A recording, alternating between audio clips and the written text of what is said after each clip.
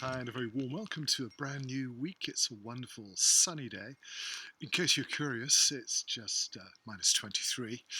We had some heavy snow falling, and there'll be more snow later this week. But I thought that we should return to a very important subject, and it's about the nature of reality. What is your connection to the world around you? How do you interpret all of the things that you take for granted? The thoughts, the feelings, your behaviors. I've got a couple of points I'd like to share with you. The first is that we as human beings are deeply conditioned creatures. What do you mean, Greg? Good question. During our early childhood years, we are incredibly impressionable. We generate brain waves which are very similar to the kind of patterns that we associate with hypnosis. And that's why in the first 6, 7 years of life, we are so deeply conditioned, we are so deeply impressionable, if you like, by all the experiences we're exposed to. I know in childhood there aren't always a lot of consistent behaviours, there are a lot of contradictions, but it might explain some of the conflicts that we experience later in life. But the fact is that probably as much as 99% of all that we say and feel and think and do is a product of those hidden conditioned behaviours. They're in the subconscious, they're not exactly visible unless you're trying to interpret how you're thinking, how you're feeling, and why you're doing the things you do. And this brings us to the second issue about our connection with the underlying nature of reality. There is increasing evidence that we really are projecting reality onto the blank canvas of consciousness with our minds.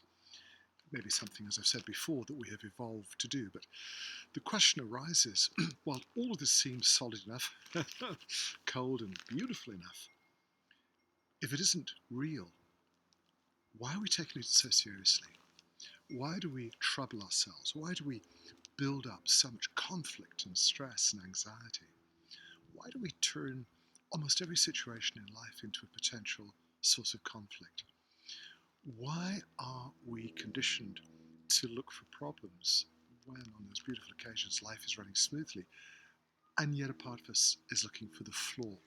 We look for the perfection of the rose, and yet all we see are the imperfections in the leaves and petals. It's a strange thing to do because it separates us from the beauty, from the wonder that we can experience.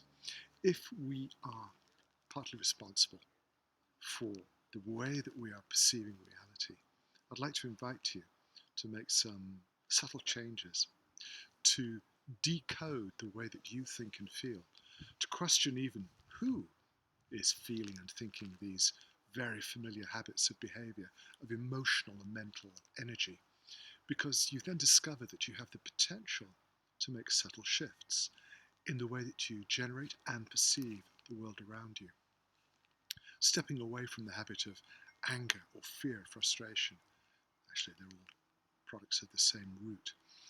But the moment that we feel that we can distance ourselves from these behaviors, we discover an extraordinary power to shape the way that we experience life. You get an opportunity right now, today, to open up a fresh, happier, stronger, healthier perspective on life and the way that you experience it. And I thought it'd be a really good way for us to start a new week with a very positive thought about how you can shape the world that you experience every day. Make it a better place, because the impact won't just affect you, it will ripple out and touch the lives of everybody you come into contact with.